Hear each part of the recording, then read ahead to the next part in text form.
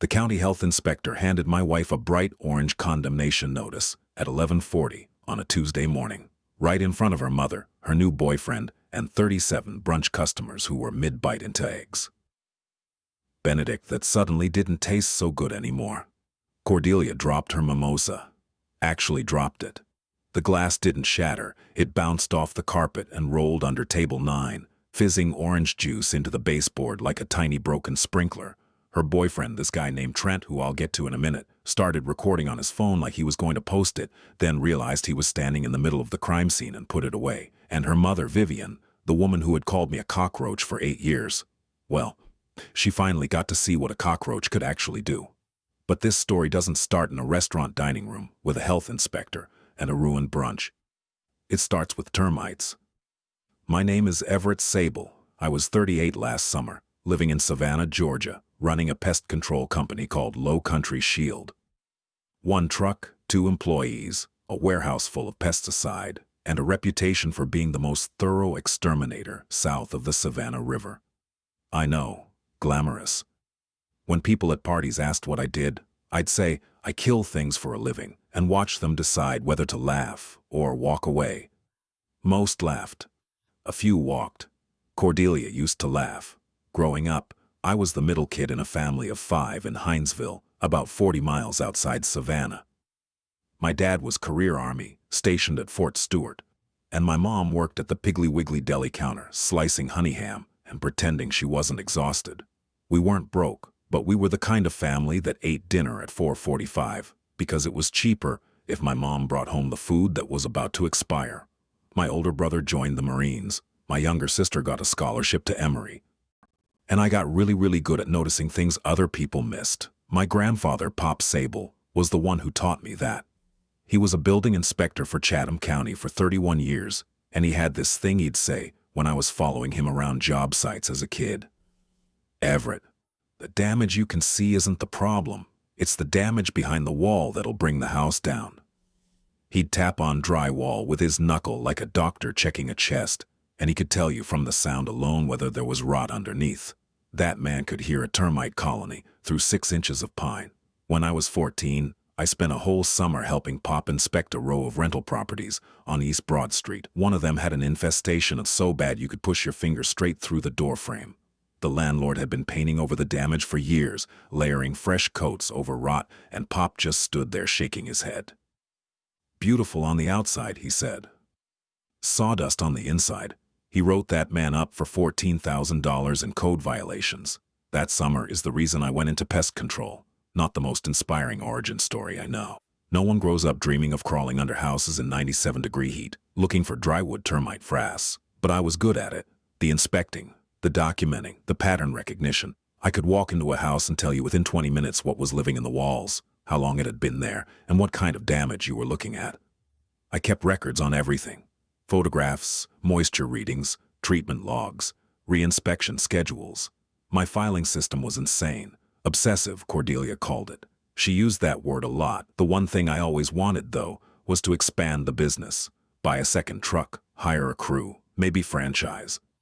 I had a business plan I'd been tinkering with since 2019, saved on my laptop in a folder called Expansion that I opened at least once a week to tweak the numbers. Cordelia said it was a pipe dream. I opened, said the market was saturated, said I should be realistic, so I kept tinkering quietly, and I kept crawling under houses. I met Cordelia Voss, yes, that Voss, as in Vivienne Voss, as in the Voss family that owned 4 restaurants in the Savannah Historic District, at a crawfish boil in Thunderbolt in April of 2016. She was wearing a white sundress and had this way of tilting her head when she listened to you that made you feel like you were the only person at the party. She smelled like magnolia and champagne. She asked what I did, and when I said pest control, she didn't flinch. She said, "So you're the guy who saves the old houses." And I thought, this woman gets it. She was 30 then, managing the front of house at Voss and Vine, her mother's flagship restaurant on Broughton Street. She was funny, quick. She'd make fun of my cargo shorts and then steal the shrimp off my plate. Our first real date was at a dive bar called Pinky Masters, and we split a basket of fried pickles and closed the place down at 2 a.m. She told me her father had left when she was 12, and her mother had built the restaurant empire alone. And all Cordelia wanted was to prove she was more than Vivian's daughter. I related to that. Wanting to be more than what your family expected. I should have paid attention to the way she talked about money that night. She asked me casually, between pickles, how much a pest control business made annually. Gave the number like she was filing it away. I told her somewhere around $180,000 gross, about $95,000 net for me personally. She nodded, said, that's not bad. Like she was grading a paper. We got married in October 2017. Small ceremony at Forsyth Park. Pop was my best man. Her mother wore black. I thought it was a fashion choice. It was not.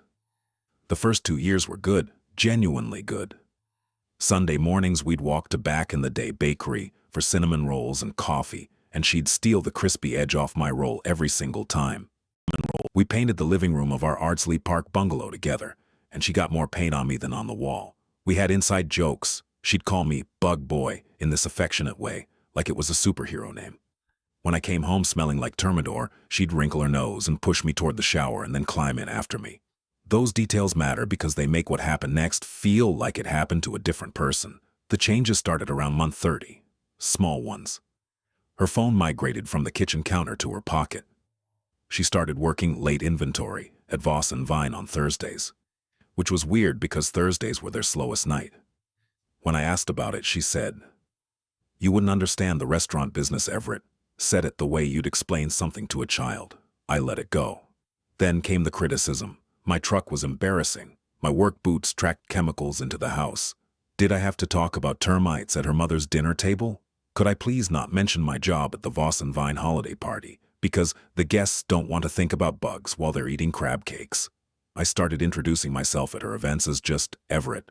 No last name, no profession, like I was in witness protection from my own life. The fracture happened on a Saturday in February 2023. I was under a house on Habersham Street, doing a routine re-inspection, when Cordelia called. She needed me to come to Voss and Vine immediately, something about a plumbing issue in the kitchen.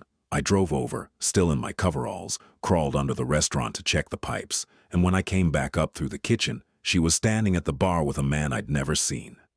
Tall, jaw like a catalog model. Wearing a $400 shirt with the top 2 buttons undone. Which is a choice. Cordelia introduced him as Trent Beauregard, our new general manager. She didn't introduce me at all. Just looked at my coveralls, the dirt on my knees, and said, Everett was just leaving. I stood there for about 4 seconds. Trent smiled at me with this enormous, white smile that looked like it cost about $12,000, and something in my chest, not my heart, more like the hinge on a door I'd been keeping shut, made a small, quiet click. And that was just the beginning. The disrespect came first, and it came in public. At Vivienne's 67th birthday dinner at the Old Pink House, a restaurant so Savannah it practically sweats sweet tea, Cordelia corrected my pronunciation of bruschetta in front of 14 people. It's bruschetta, Everett, not bruschetta, God. Trent, who was somehow at this family dinner, laughed. Vivienne smiled into her wine. My buddy Ronan, the only friend of mine who'd been invited, looked at his plate like he wanted to disappear into his risotto. For the record, both pronunciations are acceptable. I checked later, 3 times. Then came the financial tightening. Cordelia had always handled the household accounts. She was better at it, she said, and I was too busy crawling under houses to care about bills. But in March 2023, she moved our joint savings into an account I didn't have access to. When I asked about it, she said, I'm consolidating. Don't worry about it. You focus on your bugs. The $47,000 we'd saved over 6 years just vanished from my view. She gave me an allowance, a literal allowance, $600 a month for personal expenses, transferred to my checking account on the first, like I was a teenager, getting lunch money. I'm a 38-year-old man who owns a business. And my wife was giving me an allowance. I said nothing.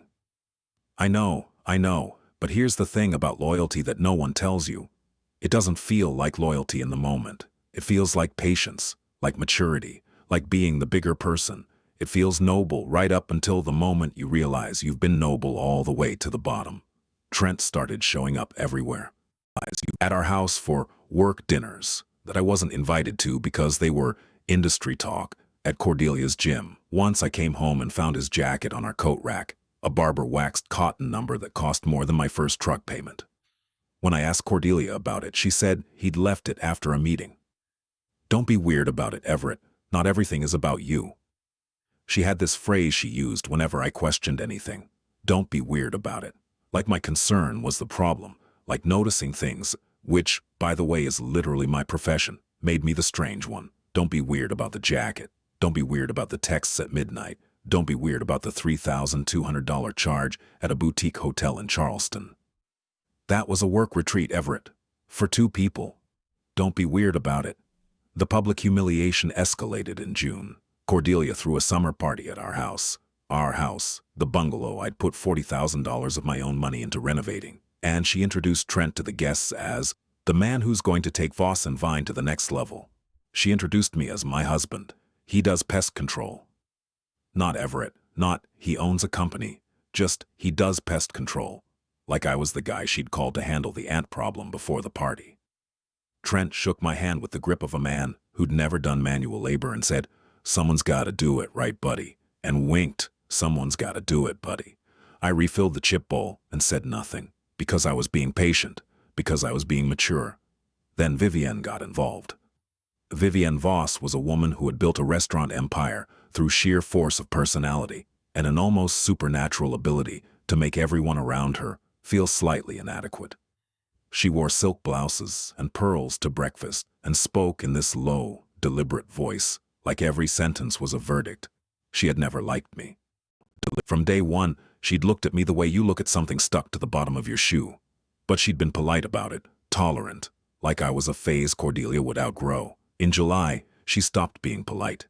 She came to our house on a Sunday morning, let herself in with a key I didn't know she had, and sat at our kitchen table while I was making scrambled eggs. Cordelia wasn't home.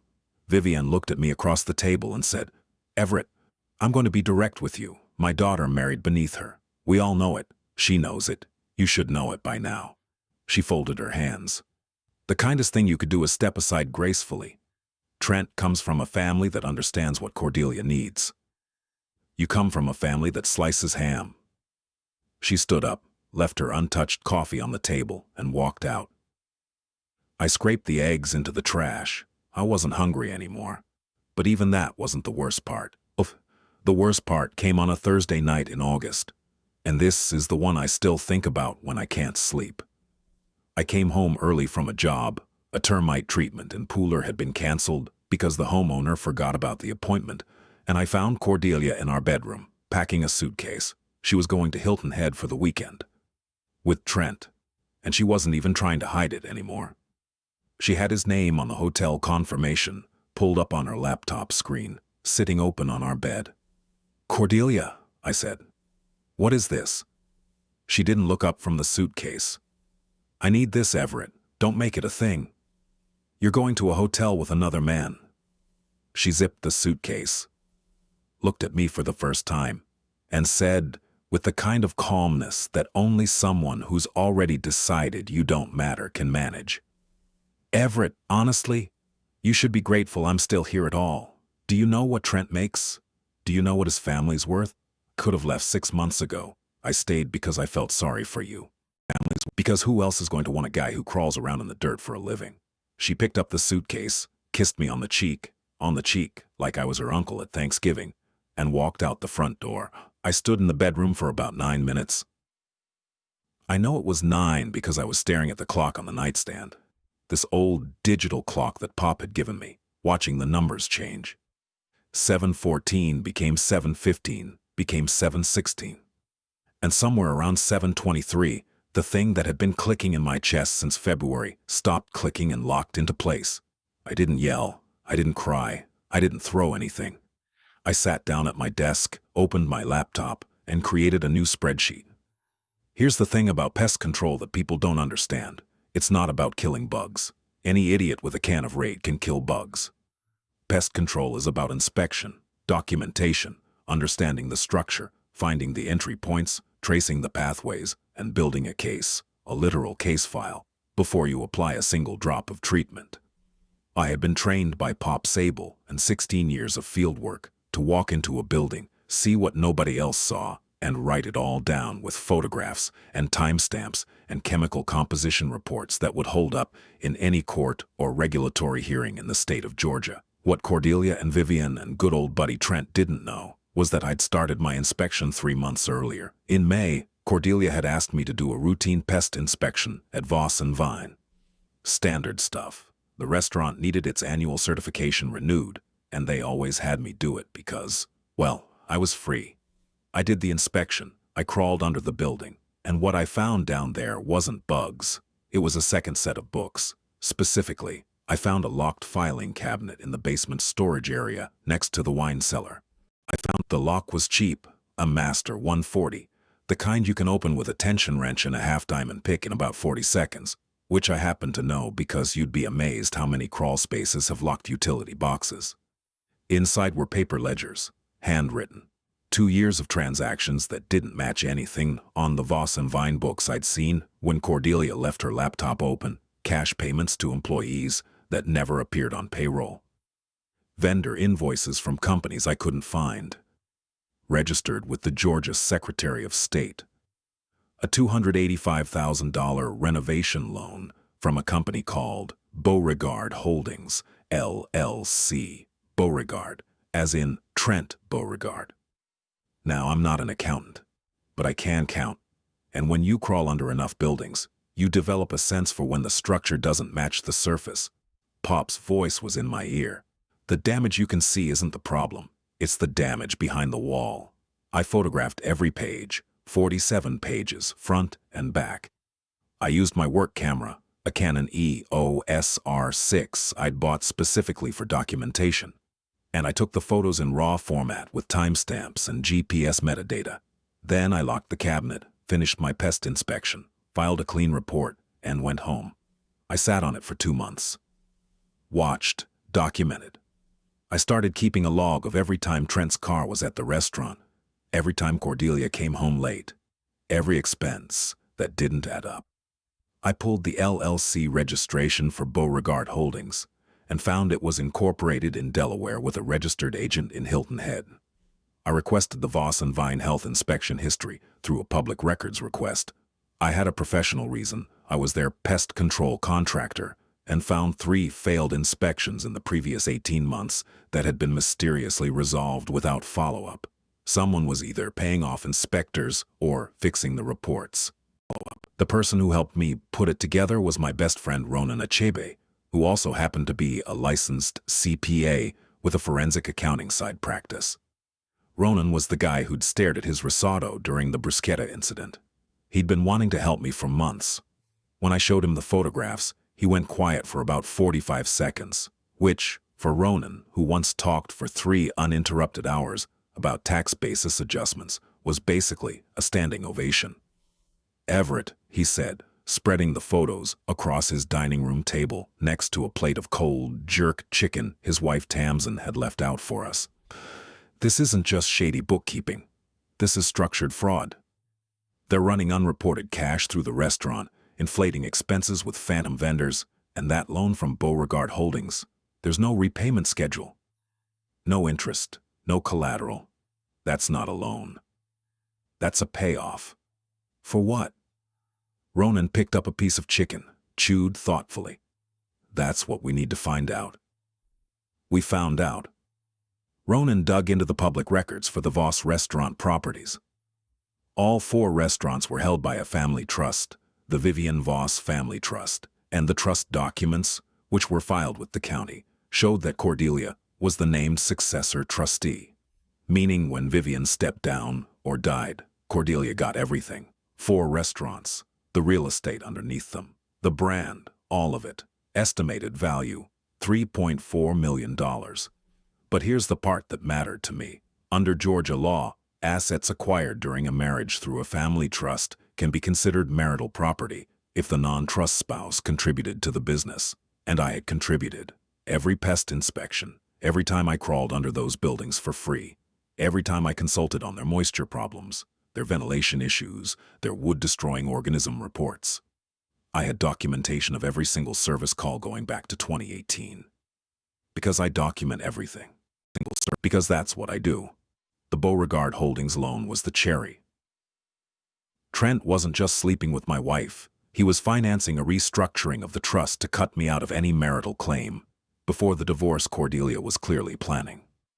The $285,000 was a bridge loan to buy out the minority partners in 2 of the restaurant locations, consolidating ownership under the trust and making it harder for me to claim equitable distribution. They'd been planning this for at least a year. Moving money, restructuring assets, repositioning the chess pieces while I was under their buildings inspecting for termites. Funny thing about termites, though, by the time you see the damage, they've already eaten the structure from the inside out. I also remembered something from that summer on East Broad Street with Pop, the landlord who'd been painting over rot. Pop hadn't just written him up for code violations. He'd reported him to the county health department because the rot had compromised the kitchen wall of a unit that was being used as a catering prep space. The health department shut down the catering operation within 48 hours. Remember when I mentioned that Voss and Vine had 3 failed health inspections that were mysteriously resolved? I pulled my own inspection records for the restaurant, the ones I'd been filing for 6 years. And in my most recent report, the one from May, the one I'd filed clean, I'd noted something in my internal notes that I hadn't included in the final report. Extensive moisture damage under the kitchen foundation, consistent with a chronic drainage failure. The kind of moisture that attracts German cockroaches, produces mold, and, here's the important part, violates Section 6-201.11 of the Georgia Food Code regarding structural maintenance of food service establishments. I hadn't reported it because it was my wife's restaurant, and she'd asked me to keep the report simple, but I had the notes, the photos, the moisture readings, reports all dated, all GPS tagged, all in raw format. So I did what Pop would have done. I filed an amended inspection report with the Chatham County Environmental Health Department, noting the structural moisture damage and recommending a follow-up inspection by a certified building inspector. I included my photographs, my moisture readings, and a professional opinion that the conditions were conducive to pest infestation and potential mold contamination in food preparation areas. I also, through Ronan, engaged a family law attorney named Pascal Drummond, a woman who looked like someone's sweet aunt and litigated like a wolverine.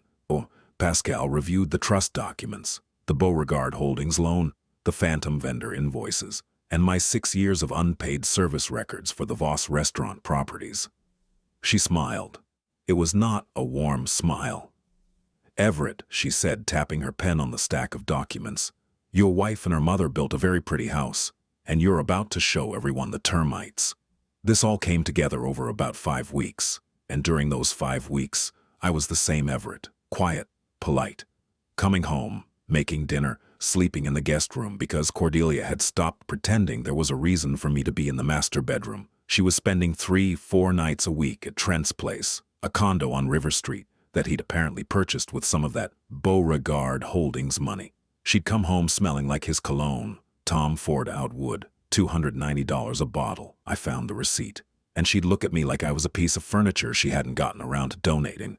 "You're still here?" she said one morning. And it wasn't even mean. It was genuinely confused, like she'd forgotten I lived in my own house. "Still here," I said, and I poured my coffee, and I checked my spreadsheet. The day of the reversal was a Tuesday in September, warm. One of those Savannah mornings where the air is already thick by 9 a.m., and the Spanish moss hangs like it's too tired to move. I put on a clean polo shirt, not my coveralls, not my work boots, and I drove to Voss and Vine. I parked my truck, the one Cordelia said was embarrassing, right in front of the big picture window. Inside, the restaurant was set up for the Tuesday brunch service that Vivian had launched as her legacy project. White tablecloths, fresh flowers, a jazz trio in the corner, about 37 customers, mostly the Savannah society crowd, women in linen, men in seersucker, everyone pretending it wasn't 94 degrees. Cordelia was at the host stand, in a cream-colored dress, looking like the cover of a lifestyle magazine. Trent was at the bar, drinking something clear with a lime, looking like a man who had won. Vivian was holding court at table 1, telling someone about the new fall menu. And then the door opened, and Damon Price walked in. Damon was the senior environmental health specialist for Chatham County. I'd worked with him on about 30 commercial inspections over the years. Good guy. Thorough. He was carrying a clipboard and wearing his county ID badge, and behind him was a woman with a camera and a building inspector named Gail something. I never got her last name. Cordelia's smile flickered. "Can I help you?" "Cordelia Voss Sable," Damon said, and I noticed he used her full married name, which she hadn't used in months. "We're here for a follow-up inspection pursuant to an amended pest control report filed with our office. We have reason to believe there are structural conditions in your kitchen that may pose a health code violation." The brunch crowd went quiet. The jazz trio kept playing for about 4 more bars, then figured out the room and stopped. Cordelia looked at Damon, looked at the clipboard, looked past him, and saw me standing by the front window, arms crossed, wearing the clean polo. "Everett," she said. "What did you do?" I didn't answer. Damon and his team went into the kitchen. Gail, the building inspector, started on the foundation. The camera woman documented everything. Cordelia followed them, heels clicking on the tile, trying to explain, trying to manage, trying to do what Vosses do, control the narrative. But here's what she didn't know yet. While Damon was inspecting the kitchen, Pascal Drummond was at the Chatham County Courthouse filing my divorce petition. The petition included a detailed forensic accounting report prepared by Ronan, documenting the phantom vendors, the unreported cash, the Beauregard Holdings loan, and the restructuring of the family trust. Attached to the petition was a motion for emergency asset preservation, freezing the trust accounts and the restaurant operating accounts pending discovery. And attached to that was my billing invoice. 6 years of pest control services rendered to Voss and Vine, Voss and Garden, Voss Riverfront, and Voss Broughton Cafe. Market rate, itemized, documented with service logs, photographs, and chemical treatment records. Total, $127,400. Cordelia had told me for 6 years that my work wasn't worth anything. I let the invoice speak for itself. Damon found the moisture damage. He found the mold. He found evidence of a German cockroach colony in the wall cavity behind the main prep line. He found that the previous failed inspections had been resolved through re-inspection reports signed by a now-retired inspector who, Ronan's records suggested, had received $4,500 in cash payments from a phantom vendor called Savannah Service Solutions LLC, a company that existed only on paper and only in Vivienne's secret books. The orange condemnation notice went on the door at 11:40 a.m. That's when the mimosa hit the floor. Cordelia's face went through about 6 expressions in 4 seconds. Confusion, recognition, rage, fear, calculation, and then something I'd never seen before, helplessness. She looked at Trent, who was standing by the bar with his mouth slightly open, his lime drink sweating in his hand, looking like a man who'd just realized the building he'd invested $285,000 in was full of termites. She looked at Vivienne, who was standing at table 1, gripping the back of a chair, her silk blouse suddenly looking less like armor and more like a costume. "You can't do this," Cordelia said to me. "You're my husband." "I was your husband," I said. "Check your phone." "Pascal sent the filing 20 minutes ago." She checked her phone. Her hands were shaking. Trent moved toward her, and she pushed him away. Actually pushed him, palm flat on his chest, and said, "Don't touch me right now." Which I thought was interesting. Vivienne walked toward me. Slowly. Heels on hardwood, that deliberate rhythm she used when she wanted to intimidate. She stopped about 2 feet away and looked at me with those cold blue eyes. "You think this matters?" she said. "We'll fight this. We'll bury you in legal fees. You're a bug man, Everett. You're nothing." I looked at her. I thought about the eggs I'd scraped into the trash. The allowance. The ham comment. The 8 years of being treated like I was something stuck to the bottom of her shoe.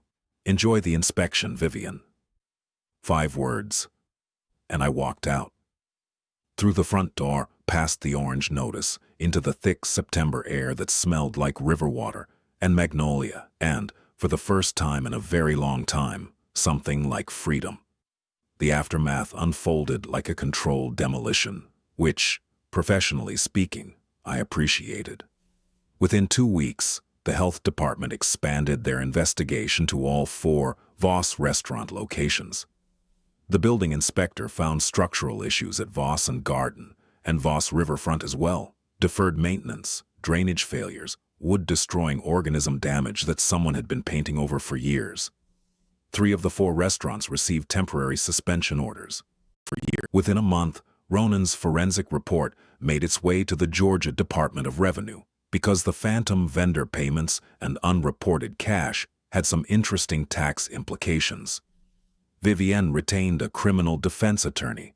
The retired health inspector who'd signed those clean reinspection reports was contacted by investigators and, I'm told, became extremely cooperative extremely quickly. Within 6 weeks, Trent Beauregard's involvement unraveled. The $285,000 loan from Beauregard Holdings was flagged in my divorce proceedings, and when Pascal subpoenaed Trent's financial records, it turned out Beauregard Holdings had some creative accounting of its own. Trent's family money, it turned out, was mostly Trent's family's money, meaning his parents' money, held in trust, with restrictions on commercial lending that Trent had quietly violated. His father, a retired real estate developer named Beauregard Sr., I swear I'm not making this up, flew in from Hilton Head and reportedly had a conversation with Trent that the neighbors described as audible from the parking lot. Trent moved out of the River Street condo within 10 days.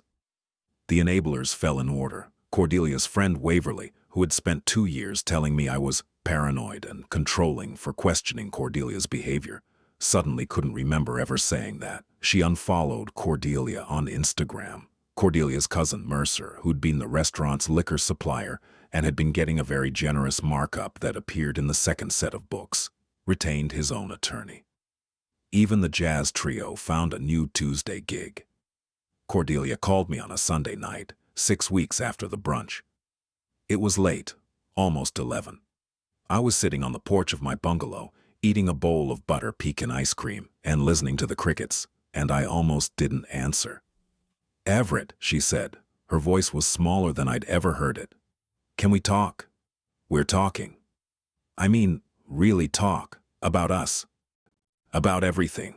I think I made a mistake." Silence. A cricket chirped.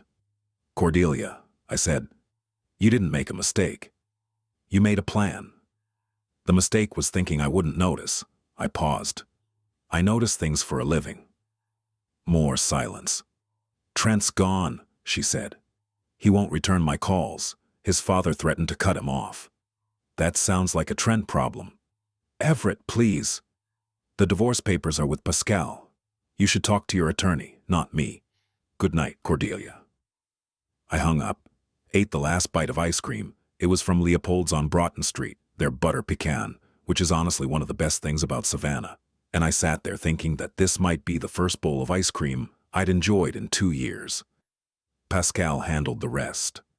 The divorce was finalized in January. Under the equitable distribution analysis, my documented contributions to the Voss restaurant properties, combined with the evidence of the trust restructuring designed to defraud me of marital assets, resulted in a settlement of $440,000. Cordelia fought it. Vivian's attorneys fought it. But the numbers don't lie, and neither do GPS-tagged photographs in raw format with embedded metadata. Cordelia kept one restaurant, Voss and Vine, after a $180,000 renovation to fix the structural issues.